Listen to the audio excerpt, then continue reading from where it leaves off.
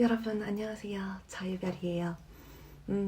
여러분은 후회 없는 결정을 내리기 위해서는 무엇이 가장 중요하다고 생각하세요? 저는 경제적으로 여유가 있다면 하지 않을 짓은 어지간하면 하지 않으려고 하고 있어요. 그러면 대체로 후회할 일은 생기지 않더라고요. 예를 들어서 나한테 당장의 수중에 돈이 1억이 있다고 생각을 해보세요. 그러면 과연 내가 이 일을 할까? 내가 똑같은 결정을 내릴까? 생각해 보시고, 돈에 여유가 있다면 절대 안 할 것 같은데 하는 일은 하지 않으셔야 자신을 지킬 수 있다고 말씀을 드리고 싶어요. 오늘 이야기는 제가 미투 영상에서 언급하지 않았던 몇몇 빈 시간들을 이어주는 이야기예요. 숨길 생각은 없었지만 어떻게 이야기를 하면 될까 고민이 많이 되어서 미루고 미루다가 이제서야 여러분께 털어놓을 수 있게 되었어요. 제 마음이 편하고자 한다기보다는 10대에 어렸던 제 자신? 그러니까 저와 비슷한 삶을 살고 계실 10대나 20대 초반 여성분들을 조금이나마 보듬어 주고자 이렇게 이야기를 하게 되었어요. 결론부터 간단히 이야기를 하자면 저는 한국에서 소위 말하는 술집 여자였습니다. 별별 토크. 일본에서 한국인이 경영하는 크라브랑 일본인이 경영하는 캬바크라에서 호스테스와 캬바조로 불법으로 일을 했었고요. 일을 하다가 금방 그만두고 하다 그만두고 그러다 보니까 실제로 일을 한 기간은 총 4개월 정도가 안 될 것 같아요. 그래도 일을 했던 사실에는 변함이 없으니까요. 제가 만으로 18살이 되었을 때 일본으로 가는 워홀 비자를 받았어요. 미투 영상을 보신 분들은 아시겠지만 그 당시에 저는 일본 대학 입시에 실패를 하고 부친에게 응급실에 실려갈 정도로 맞았다가 너무 무서워서 바로 다시 일본행 비행기를 타기로 결정을 했어요. 그냥 한국에서 살 수가 없어서 당장 일본으로 도망을 쳐야 했어요. 돈은 모친이 예약해준 편도 비행기 값이 전부였고요. 네이버에서 검색을 하다가 어떤 카페를 발견을 했죠. 젊은 여자들을 모집을 하는데 그냥 술만 따라주고 말상대만 해주면 되는 일이래요. 숙소도 있고 월세는 나중에 이제 월급에서 갚으면 된다고 하더라고요. 처음에는 불안하고 무서웠죠. 근데 인터넷에서 찾아보니까 터치도 없고 술 강요도 없다고 하는 거예요. 일본 드라마를 봐도 일본의 술집 크라브라고 하는데 그런 데서는 정말 이야기만 하는 것 같은 그런 좀 우아한 이미지였어요. 그렇다고 그걸 곧대로 믿은 거는 아니지만 우리는 본능이 위험한 일이라는 거를 알잖아요. 근데 그 당시에는 선택지가 그거밖에 없다고 생각이 되어서 답정너처럼 진짜 원하는 대답을 계속 찾고자 계속해서 그런 풍속업에 대한 긍정적인 정보들만 찾아본 것 같아요. 제가 할 수 있는 일은 웃음을 파는 일밖에 없을 거라는 부친의 정서적인 학대 때문에 사실 이성적인 생각이 불가능했어요. 그래서 제가 제 나이에 제 능력으로는 당장에 숙식이 제공이 되고 학비를 모을 수 있을 정도로 좋은 일자리가 있을 거라는 생각을 할 수가 없었죠. 숙식이 제공되는 뭐 공장 알바 그런 게 있는 줄도 몰랐어요. 뭐 조금은 몸이나 팔라는 부친에 대한 복수심도 있었고요. 제가 그런 일을 진짜 해버리면 부친이 후회하지는 않을까, 나에게 사과해주지는 않을까, 그런 치기 어린 생각도 있었던 것 같아요. 물론 사람에 따라서는 변명으로 들릴 거예요. 정말 힘들어도 이런 일을 하지 않고 버티는 사람도 있으니까. 그런 여성분들은 정말 대단한 거예요. 존경스럽고요. 하지만 이런 일에 발을 들였다고 해서 그런 여성들이 대단하지 않고 의지가 약하다고 비난하고 싶지는 않아요. 제가 그런 일을 해서 정당화를 하는 게 아니라 여러분들이 들으시기에는 제가 이런 말을 하는 것도 우습게 들리실 수 있겠지만 그런 여성들에게는 그것이 최선이었을 수도 있다는 거를 간과해서는 안 된다고 생각해요. 풍속업으로 내몰리는 많은 여성들이 가장 소중한 것을 잃었다던가 더 이상은 잃을 게 없다고 생각해서 이쪽 길로 빠지는 경우가 많아요. 그냥 손목을 긋는다거나 하는 자해랑 비슷한 거예요. 제 경우에도 가족들의 일이 그렇게 되고 더 이상 지킬 것이 없다고 생각이 되어서 그냥 제정신이 아니었어요. 뭐가 어떻게 되어도 상관없다고 생각했죠. 그렇게 일본으로 돌아가는 비행기를 탔습니다. 저는 학생 시절에 교과서의 모범생처럼만 인생을 살아와서 염색조차 해본 적이 없었거든요. 그런데 크라브에서 일을 하려면 머리를 밝게 염색을 해야 된대요. 미용실에서 처음으로 탈색을 하면서 얼마나 많이 울었는지 몰라요. 같은 숙소를 쓰는 언니가 그래도 돈을 벌려면 어쩔 수 없다면서 위로를 해줬어요. 미용실을 하는 언니도 서로 사정을 다 아니까 지금 생각해보면은 되게 동정 어린 시선으로 저를 봐주셨던 것 같아요. 처음에 크라브에 출근을 했을 때 어땠겠어요? 그 화장은 진하고 조명은 어두침침하고 드라마나 인터넷에 퍼져 있는 정보랑 현실은 전혀 달라요. 요즘에 유튜브에서 막 크라브, 호스트 이런 게 정말 미화가 돼서 많이 퍼지고 있는데 정말 다릅니다. 그 아빠뻘인 아저씨, 할아버지들이 어린 여자랑 술을 마시려고 오는데요. 터치가 없을 리가 있겠어요? 터치가 없는 게 아니라 요령껏 피해야 하는 거죠. 근데 또 손님의 비위를 맞춰주지 않으면 체인지를 당해요. 사람들 앞에서 남자의 그 교체라는 한마디에 저는 아무 말도 없이 그 자리를 떠나야 하니까 자존심도 정말 많이 상하고 자존감을 가져서는 안 되는 곳이고 그냥 제 존재 가치가 부정당하는 느낌이었어요. 그렇기 때문에 대부분의 여자들이 어느 정도 술에 의존을 해요. 그런데 저 같은 경우는 몸이 안 받아줘서 술도 전혀 마실 수가 없었어요. 그냥 한 모금만 마셔도 좀 토를 하고 그러거든요. 일본은 만 20살이 되어야 음주가 가능한데 이런 풍속업에는 18세부터 일을 하는 게 가능해요. 그런데 일을 하면서 술을 아예 입에 안 댈 수는 없으니까 손님들한테는 20살이라고 속이고 일을 시작했죠. 일본에는 이런 미신이 있어요. 어린 여자랑 잘수록 회춘을 한다. 일을 시작한 지 일주일도 안 돼서 저랑 애인 관계를 맺는 대신 매일 동반을 찍어주고 매상도 올려주겠다는 엄청난 부자 할아버지가 있었어요. 도항이라고 하는데 동반이라는 건 손님이 아가씨랑 같이 저녁을 먹고 가게에 조금 늦게 출근을 하는 대신 동반 비용이라는 거를 가게에 지불을 하는 시스템이었던 걸로 기억을 해요. 그래서 동반을 많이 할수록 매상에 직결이 되는 거죠. 불행 중 다행이라고 해야 되나? 그 크라브의 여자 사장님 마마라고 하는데 마마가 같은 한국인이다 보니까 제가 남자 경험이 없는 것을 알고 어디까지나 제 선택이라면서 그런 2차나 그 이상의 접대를 절대 강요하지는 않으셨어요. 마마는 제가 18살밖에 안 된 것도 알았으니까 진짜 불행 중에 다행이죠.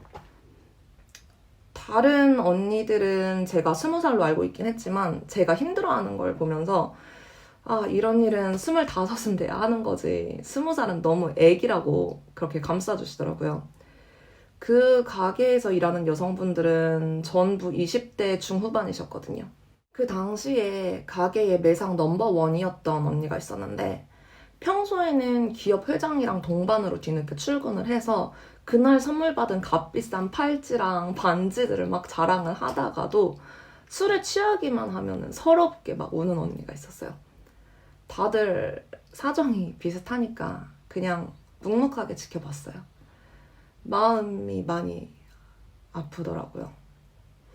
당시에 그 언니가 만 24살이었으니까 그것도 정말 어린 나이인 거죠.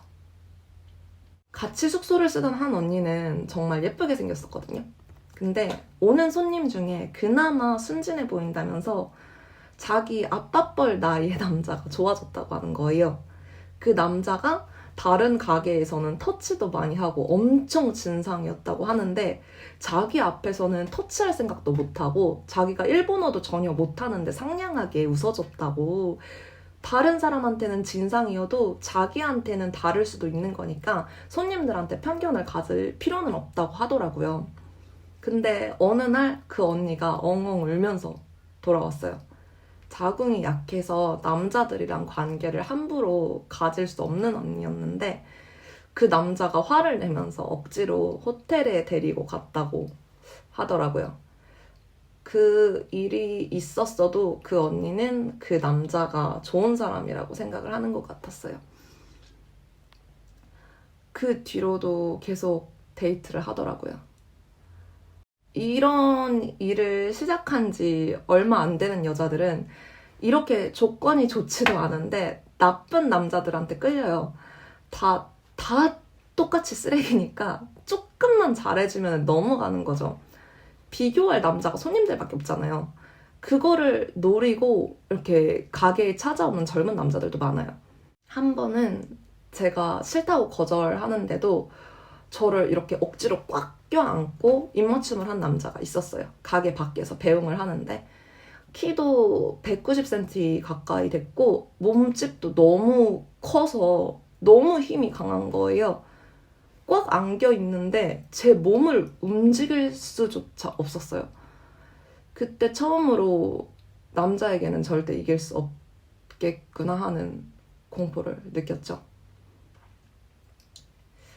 그래도 내 부친처럼 차라리 때리지는 않으니까 조금 이상한 일을 당해도 다들 겉으로는 이제 친절하게 대해주고 돈까지 벌 수 있으니까 차라리 이게 훨씬 낫다고 생각을 했어요. 나를 때리는 사람이 없다고 생각을 하니까 집에 돌아가는 게 무섭지가 않더라고요. 그런데 제가 그 일을 하는데 가장 큰 문제가 있었어요. 제가 또 K 장녀잖아요. 누군가에게 신세를 진다거나 부탁을 하는 것을 정말 못해요. 그러니까 손님한테 동반을 부탁을 한다거나 비싼 것을 사달라거나 하면서 조르는 것을 할 수가 없는 거예요. 사준다고 하더라도 거절을 하고 술집에 오겠다고 하는데도 돈이 많이 나오지 않을까 걱정이 되는 거예요. 병신같이. 한마디로 술집 여자가 정말 적성에 안 맞는 여자였죠. 하지만 그런 일에 과연 적성이라고 할 게 있을까요? 그냥 얼마만큼 자기 자신을 버릴 수 있느냐 없느냐의 차이라고 생각해요, 저는. 그 가게에는 춤을 잘 추는 언니가 있었어요. 그 언니가 춤을 추면 팁이 10만 원씩 쏟아졌어요. 제가 다른 일은 못해도 이거라면 내가 정정당당히 돈을 벌 수 있겠다고 생각을 했죠. 그래서 댄스 과외를 해주실 분을 찾아서 춤을 연습하고 10,000원씩 팁을 받았어요. 어느 날 그 언니가 잘 못 추는 장르의 곡이 흘러나와서 당황을 하더라고요. 저는 참 소극적이고 부끄러움이 많았지만 그날은 그냥 마시지도 못하는 술을 한 모금 삼키고 나서 같이 춤을 췄어요. 막춤처럼 그냥 막 흔들었어요. 그러니까 나중에는 그 언니가 저한테 고맙다고 하더라고요. 그때 뭔가 제 마음이 너무 따뜻해지는 거예요. 언니들이 정말 좋다고 느껴졌어요. 물론 모든 언니들과 원만하게 지냈던 것은 아니지만 대부분의 언니들은 저를 잘 챙겨줬었거든요. 그래서 저도 뭔가 도움이 될 수 있었으면 좋겠다고 생각을 했죠. 그렇다고 해서 힘든 일이 사라지는 건 아니었어요. 매일 성희롱과 성추행을 당하고 썩어 들어가는 마음은 당시에 제가 운영하던 홈페이지에 한탄처럼 썼어요. 그런데 거기에 쓴 글을 동생이 보고 이제 모친한테 잃은 거죠. 그래서 강제로 귀국을 하게 됐어요. 사실 부모님은 제가 어디에서 지내는지도 모를 거고 그냥 연락을 무시하면 됐는데 본능적으로 그 일이 너무 하기 싫었으니까 못 이기는 척 가볍게 그만둔 거죠. 물론 일본 유흥업소에서 외국인이 일을 하는 거 자체가 불법이기 때문에 단속에 걸리면 쫓겨난다는 사실에 무서운 것도 한몫했어요. 저는 일본에서 이루고 싶은 꿈이 있었고 일본에 다시는 못 오게 되면 안 됐었으니까 한국을 정말 떠나고 싶었으니까요. 좀 이야기가 새는데 가끔 뉴스에서 단속에 걸린 데리헤ル, 호텔 성매매 여자들을 보면서 우린 좀 다르다는 식으로 이야기를 하는 언니도 있었어요. 어차피 우린 다 똑같이 내몰린 사람들인데 그렇게라도 위안을 삼아야 했을 거예요. 본론으로 돌아갈게요. 여기서 또 한 가지 이상한 일이 있었어요. 이것도 미투 영상에서 언급을 했었던 그 남자, 동생을 성추행했었던 모친의 새 남자친구가 등장을 해요. 제가 그런 일을 하는 게 걱정이 됐다고 하면서 제 모친이 아니라 그 남자친구가 일본으로 저를 데리러 오겠대요. 당시에는 모친의 남자친구 같은 관계까지도 아니었고 그냥 모친이 일하던 사무실에 위층에서 일을 하면서 그냥 인사를 하고 지내던 그냥 정말 공적인 사이였어요. 여러분 되게 쎄하죠? 아무튼 그러면서 제가 일하는 가게에 와서 50만 원 정도를 써주겠다는 거예요. 마지막 날에 가오살리라고. 지금 들으면 진짜 이 새끼도 미친놈이구나 할 텐데 당시에는 제가 기댈 사람이 아무도 없었으니까 그게 좀 뭔가 고맙게 느껴지더라고요. 그래서 같이 숙소를 쓰던 언니한테 이야기를 했어요. 그랬더니 그 언니가 엄청나게 화를 내대요. 아니, 데리러 오면 데리러 오는 거지. 왜 가게를 오냐? 거길 와서 뭐 하겠다고 오는 거냐? 정상적인 남자가 아닌 것 같다고 그러는 거예요. 우리가 자존심 다 버리고 일을 하는 건데 그런 데에 와서 무슨 가오를 살려주겠냐고. 정상적인 남자라면 그런 말을 안 한다고. 그렇게 말을 하더라고요. 생각해보니까 이 언니 말도 맞는 거예요. 지금 돌아보면 진짜 그 언니가 남자 보는 눈은 있었던 것 같아요. 그래서 가게에는 오지 말라고 거절을 했어요. 가게에 들어갈 때 최소 2달은 일을 해야 한다고 했는데 한 달 만에 일을 그만두게 됐으니까 그 벌금을 떼고 방값도 떼고 나니 수중에는 12만 원, 13만 원도 되지 않는 돈이 들어왔어요.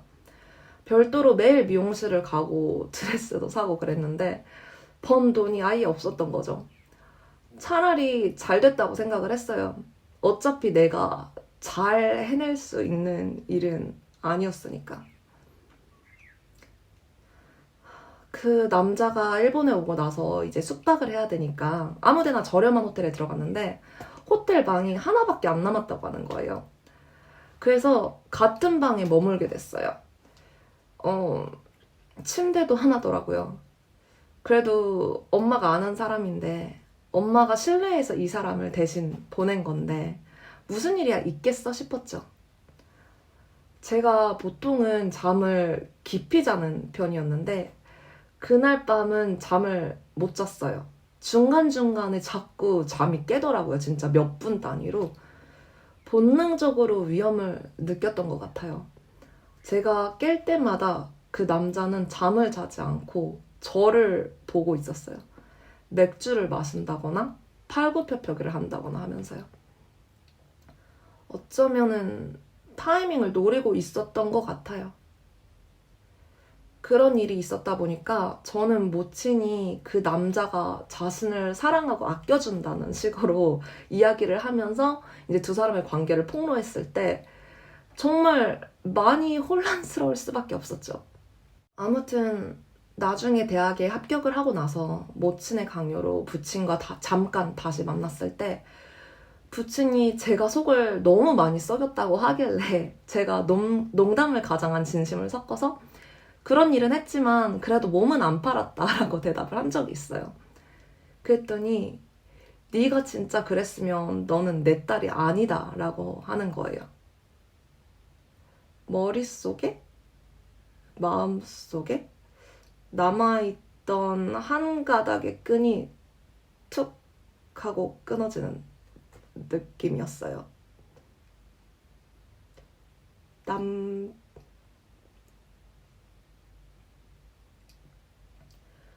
남 탓을 하려는 건 아니지만 내가 누구 때문에 그런 일을 했는데. 그렇게 다음 수험에 성공을 하고 대학을 갔다가 그때 동거하던 여친이 남자랑 바람을 피우면서 갑자기 고향으로 돌아가 버리는 바람에 당장에 2배의 월세를 내야 되게 됐던 시기가 있었어요. 계속되는 부친의 정서적, 언어적인 폭력에 못 이겨서 부친과의 연을 완전히 끊게 된 시기와도 겹쳤는데 당장에 생계가 어려워진 거죠. 저는 그걸 감당할 돈도 능력도 시간도 마음의 여유도 없었어요. 그때는 동생의 성추행 사건도 터졌던 다음이라서 기댈 수 있는 사람이, 마음을 털어놓을 수 있는 사람이 정말 단 한 명도 없었어요. 대학을 다니면서 오후 수업을 가기 전에 새벽부터 이제 점심까지 편의점에서 알바를 했는데 그렇게 일을 해도 생활비를 내고 학비를 내려면 까마득했어요. 부친이 제가 대학 입학할 때 자존심을 세우겠다고 냈던 그 허위 수입 신고 때문에 저는 경제적으로 곤란한 학생으로서 인정이 안 된다고 해서 그런 뭐 긴급 장학금 이런 것도 받을 수가 없었어요. 매일 일을 하고 집에 가면 울고 자학하고 그러는 바람에 1학년 이후로는 좋은 성적을 유지하기도 힘들었고 결국 성적으로 장학금을 받는 것도 쉽지가 않았어요. 편의점에서 알바를 하면서도 슈퍼바이저한테 성희롱을 당하고 전철을 타면 거의 매일 치안한테 성추행을 당하고 정신적으로도 너무 피폐하더라고요. 그래서 제가 또 무슨 짓을 했냐면 당시에 살던 집 근처에 일본 캬바쿠라에 엄마는 한국인이고 계부가 일본인이라고 미성년자 때 재혼을 하신 거라 나도 일본 국적을 취득을 했다고 속여서 면접을 보고 들어갔어요. 일본이 좀 아날로그잖아요. 그래서 거기 점장이 외국인 등록증 같은 게 있냐고 물어보길래 모르는 척을 했죠. 그게 뭐예요? 이렇게 그렇게 면접에 통과를 하고 새벽에는 편의점을 밤에는 캬바쿠라에서 일을 하는 날이 2달 정도 이어졌었던 것 같아요. 가벼운 대화보다는 진솔한 대화를 좋아하는 저는 술을 마시면서 그 성희롱을 되게 가볍게 주고받는 그런 분위기에 절대 익숙해질 수가 없었어요. 하지만 안 맞는 일이라는 건 이미 알고 들어갔던 거잖아요. 한번 해봤으니까. 그래서 사실 저는 동반이고 매상이고 이런 거에는 욕심이 없었고 그냥 기본 시급만 받을 수 있으면 충분하다고 생각을 했었어요. 그래도 이제 당시 시급으로 다른 일을 하는 거에 2배의 시급을 벌 수 있었으니까요.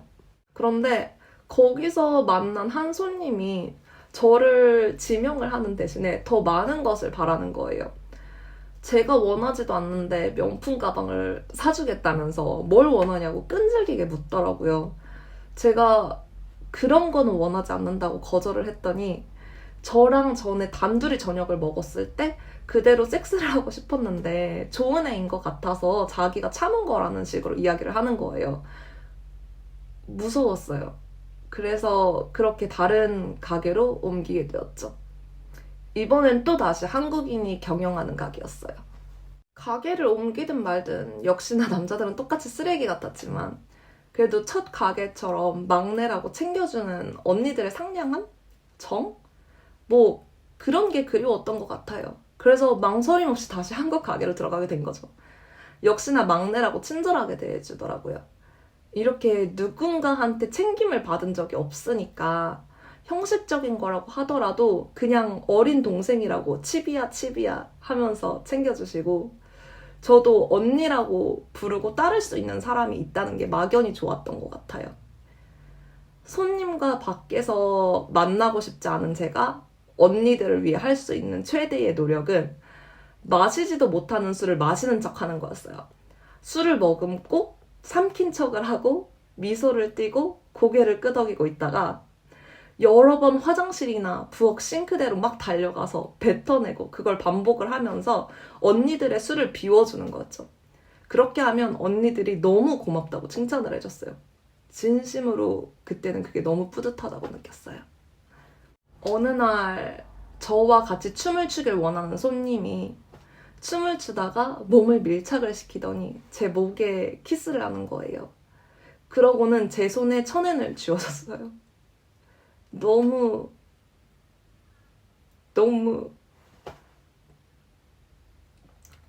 자존심이 상하더라고요. 금액의 문제가 아니라 실시간으로 성추행을 당하고 내 손에 돈이 쥐어졌다는 그 상황이 정말 영혼이 산산조각 나는 느낌이었어요. 어차피 그런 일을 하는데 뭐가 다르냐고 생각하는 사람도 있겠지만, 한 달에 한 번 월급으로만 받다가 성추행의 대가로 남자가 그 자리에서 바로 돈을 쥐어주니까 내가 하고 있는 일이 무엇인지 실감이 나더라고요. 그렇게 한 달도 버티지 못하고 또 그만뒀죠. 또 벌금을 내야 한다고 했어요. 마지막으로 출근을 했던 날에 옷을 갈아입는 동안 부사장님 치마마가 그래도 20만 원은 쥐어줘야 되지 않겠냐면서 마마한테 화를 내는 소리가 들리더라고요. 말했다시피 어린 나이에 이런 가게에 와서 일하는 여자애들의 사정을 뻔히 아니까 그래도 마음만큼은 챙겨주고 싶어 하셨던 것 같아요. 그때도 손에 쥐게 된 것은 정말 적은 돈이었지만 치마마가 나를 위해서 화를 내줬다는 것이 너무 기쁘고 감사하고 또 행복했던 거를 아직까지도 기억을 하고 있어요. 저는 그렇게 호주에 오기 전까지는 일본에서 생활을 하면서 문득 그때 만났던 언니들이 그리워질 때가 있었어요. 어쩌면 종교나 이런 일로 내몰리는 여성들은 그런 좀 비틀어진, 잘못된 그런 연대가 그리워서 다시 돌아가고 빠지고를 반복하는 것은 아닐까 싶어요. 그 뒤로는 별의별 알바를 다 해봤는데 담배 알레르기가 생기기 전까지는 낮에 하는 알바랑 더불어서 이제 걸즈바에서 알바를 시작했어요. 걸즈바는 카운터바 같은 느낌인데 음식점으로 등록이 되어 있어서 외국인도 합법적으로 일을 할 수 있는 곳이었거든요.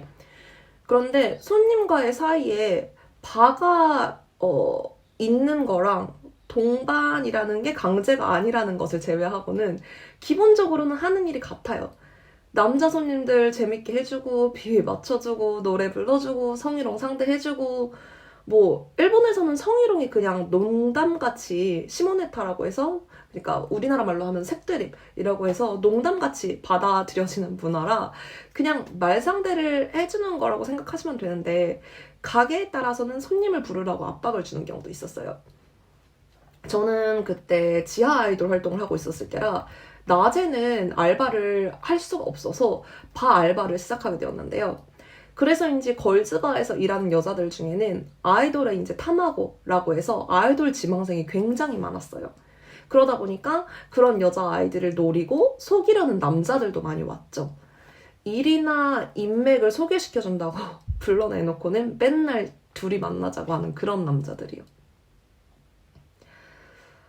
대학을 졸업하고 나서는 비자를 주는 회사에 취업을 해야 했다 보니까 자연스럽게 언어를 쓰면서 시급이 한 1,200엔에서 1,600엔을 주는 공항 일을 찾게 되었어요. 정확히는 국제선역에 있는 모노레일 안내원 일이었는데요. 당시의 시급이 보통은 900엔 전후였는데 공항에서 하는 일은 1200엔에서 1600엔이었으니까 굉장히 좋은 직장이었던 거죠. 그런 직업이 있는 줄 진작에 알았다면, 나도 그런 일에 도전을 할 수 있다는 걸 알았다면 18살에 저는 술집에는 가지 않았을 거예요. 뭔가 더 방법을 찾아봤겠죠. 생각해보면 당시에는 중국어를 거의 잊어버리지 않아서 지금보다 훨씬 더 중국어를 잘했고, 4개국어를 하는 저는 당연히 더 좋은 알바 자리를 찾을 수 있었음에도 불구하고 왜 진작 이런 일을 생각하지 못했던 건지 정말 알 수가 없었어요. 당시에는 그냥 정보가 너무 부족했어요. 스마트폰도 없었고, 지금과 같이 유튜브나 트위터에서 해외에 좋은 일자리나 다양한 삶을 공유할 수 있는 플랫폼도 적었죠. 여자로서 돈을 많이 벌 수 있는 직업이 생각보다 더 다양하다는 것을 알 수 있을 리가 없었어요. 왜냐면 가족이, 그리고 부모가 내가 볼 수 있는 세상의 전부였으니까. 통번역 일을 아예 안 알아봤던 건 아닌데, 번역가를 구한다면서 사기를 치는 회사도 많았고, 몇 개 국어를 하든 돈을 적게 주는 좀 아시아 특유의 능력 후려치기가 만연했기 때문에 지레 겁을 먹고 포기를 했던 것도 있었던 것 같아요.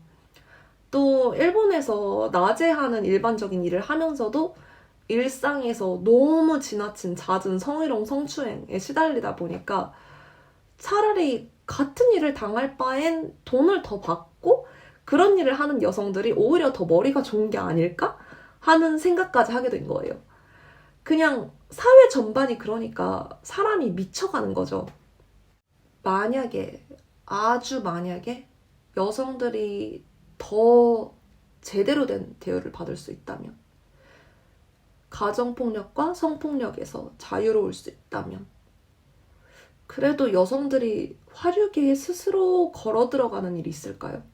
저는 아니라고 생각해요. 그 당시에 저는 지금처럼 돈 걱정 없이 살아갈 수 있는 날이 올 거라고는 상상조차 못했어요.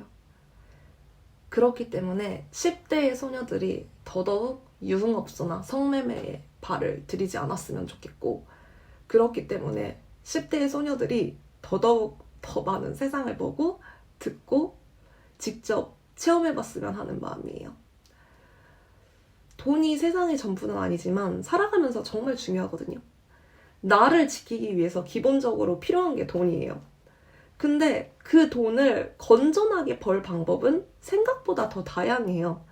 내가 그 길을 아직 모르고 있을 뿐이죠. 저는 그래서 유흥업에 종사하고 계신다는 여성분들이 성노동론에 찬성을 할 게 아니라 우리 어린 여성들이 절대로 발을 들일 수 없도록 현실을 많이 알려줬으면 좋겠어요. 그런 일을 직접 해보고 겪었다면, 그런 일은 진짜 더럽고 피할 수 있다면 피해야 하는 일이란 거 우리 알잖아요. 양심의 선을 얹고 말을 해봐요. 비슷한 상황에 처한 소녀들이 그런 길로 빠지지 않도록 더더욱 막아야 하는 게 우리들의 책임이라고 생각해요. 사실 제가 이런 이야기를 하려고 할 때마다 주위 사람들이 많이 만류했어요. 굳이 약점이 될 만한 과거는 말하지 않는 게 좋다고들 하더라고요. 저도 어느 정도는 동의해요. 제가 지금까지 성희롱이나 성추행, 가정폭력을 당했다는 이야기를 하고 나서, 그리고 아내도 미투를 하고 나서 지금까지 10년이 넘는 시간 동안 저희 과거를 약점 삼아서 후벼파는 말을 하는 사람들이 굉장히 많았거든요. 네가 그러니까 폭력을 당한 거라던가, 뭐 파탄한 가정에서 자라서 그렇다던가, 아니면은 뭐 저도 안 먹을 더러운 여자랑 결혼해서 좋냐라던가. 상처를 아주 안 받지는 않죠. 저도 사람이니까. 하지만 제가 그동안 해온 미투에 대해서 저는 단 한 번도 후회를 해본 적이 없어요. 그렇게 못되게만 생각하는 사람들은 그냥 그 사람들의 문제인 거지 제 문제가 아니잖아요. 이게 나예요. 저는 누가 뭐라고 하든 제 자신이 충분히 멋지다고 생각을 해요. 지금까지 살아남았고 또 이제는 하나씩 저만의 행복을 이루어 나가고 있으니까요. 누가 뭘 어떻게 생각하든 제가 저인 거에는 변함이 없어요. 그러니까 저는 무언가를 숨길 생각도 없고 오히려 저와 같은 소녀들이 더 용기를 내고 더 힘을 내서 더 잘 살아줬으면 좋겠어요. 여러분은 저보다도 더 잘 되실 거예요. 물론 이 영상을 공개하고 나서 그 차후에 어떤 반응이 돌아올지 아주 걱정이 안 되는 거는 아니지만 그래도 저는 어렸던 저의 그리고 여러분의 당신의 편이 되어주고 싶어요. 힘내. 아직 끝이 아니야. 넌 누구보다도 더 멋지게 잘 살 수 있어. 오늘도 봐줘서 고마워요. 안녕.